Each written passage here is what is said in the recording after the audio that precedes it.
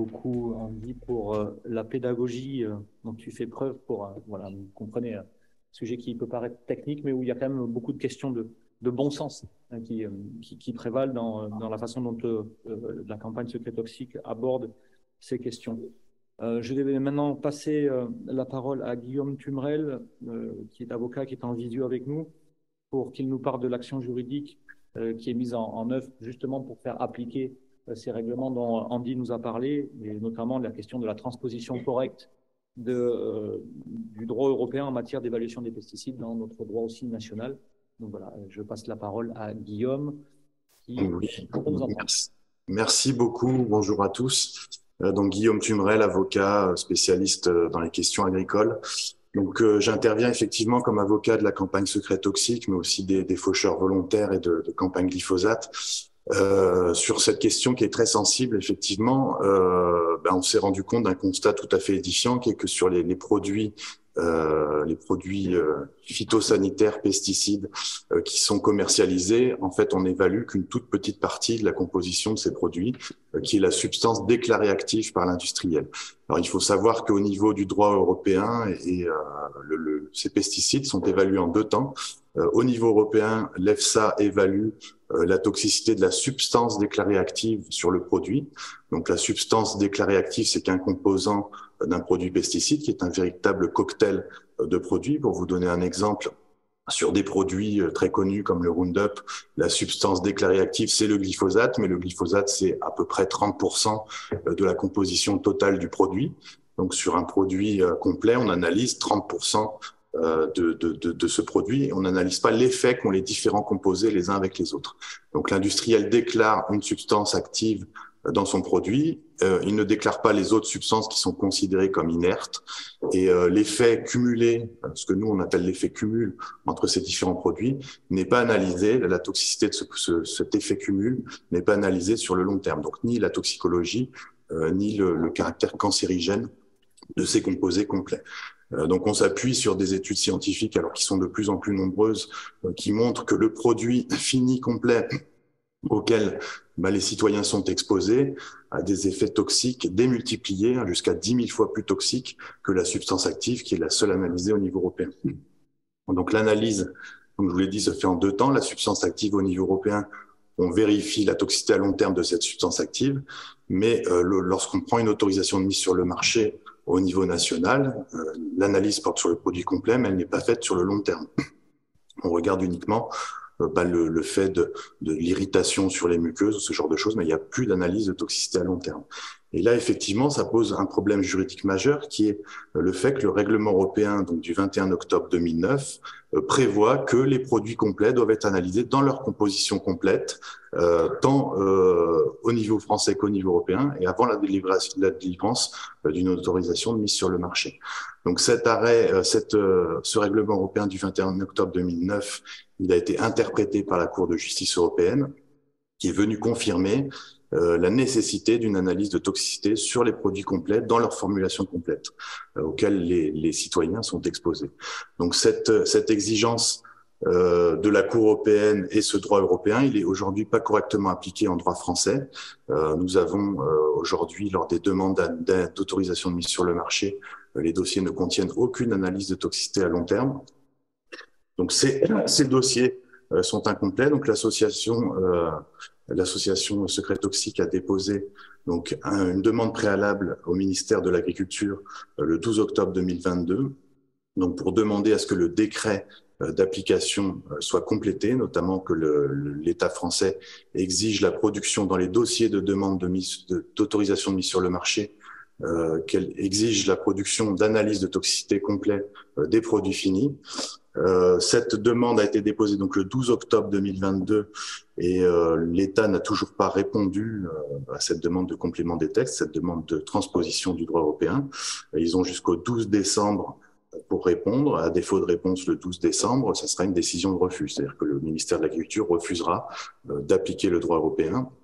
Et à ce moment-là, l'association et les parlementaires associés déposeront un recours devant le Conseil d'État pour solliciter l'annulation de cette décision de refus du ministère de l'Agriculture. Donc ça, c'est le premier recours qui est effectué aujourd'hui au nom de l'association et au nom des parlementaires. Donc demander à ce que le droit européen soit correctement transposé.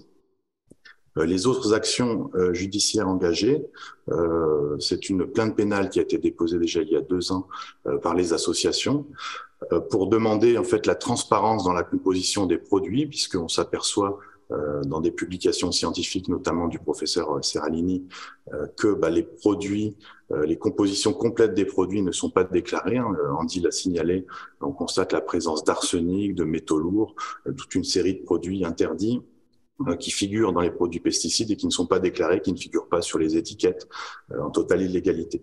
Donc il y a une série de plaintes pénales qui ont été déposées sur la composition de ces produits et sur les défauts de déclaration par les industriels.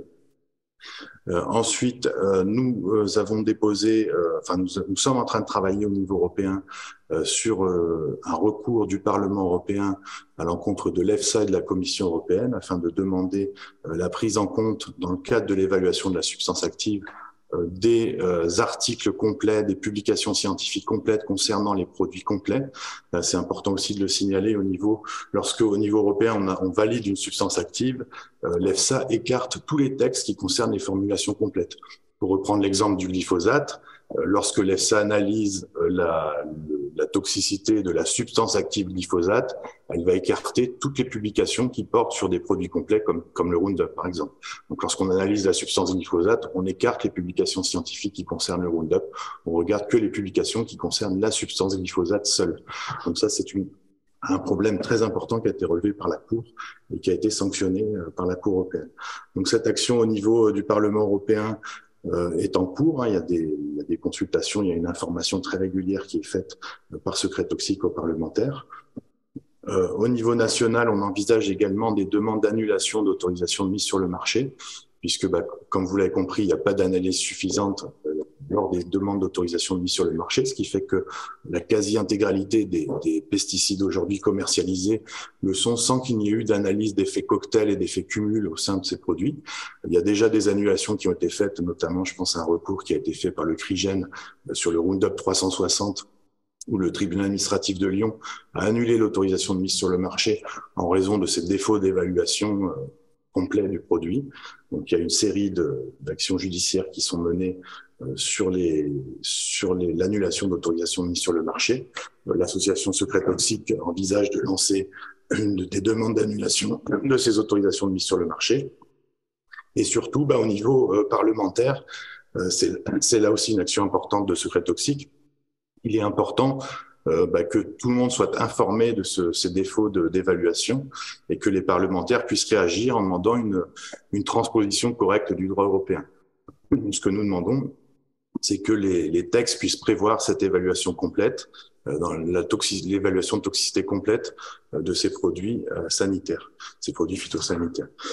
Voilà. Donc ensuite, il y a également des recours en indemnisation qui sont lancés par certaines associations contre les entreprises ou contre le ministère, contre l'État, pour l'insuffisance de prise en compte de la toxicité de ces produits à long terme.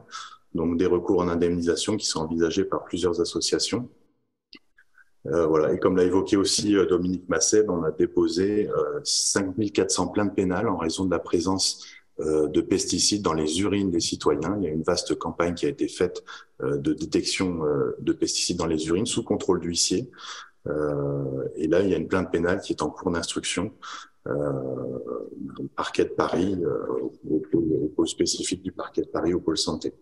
Voilà un petit peu le tableau des actions qui sont aujourd'hui menées. Et ce qui est important, et je pense que l'action des parlementaires peut aujourd'hui être importante à ce sujet, c'est de prendre vraiment conscience que la réglementation européenne est mal appliquée et de prendre des textes de transposition qui seraient conformes au règlement européen. Ce qu'on demande simplement, c'est l'application de la loi telle qu'elle est prévue aujourd'hui et la prise de texte qui permettrait d'appliquer correctement cette réglementation européenne et cette prise en compte de l'effet cumul de ces différents produits. Donc c'est vraiment l'action, le cœur d'action de l'association Secret Toxique. Et c'est un appel aussi, je pense, qui est lancé auprès des parlementaires pour que vous saisissiez du dossier, vous puissiez prendre des mesures, des textes d'application, une réglementation conforme à ce qui est prévu au niveau européen. Voilà, je vous remercie.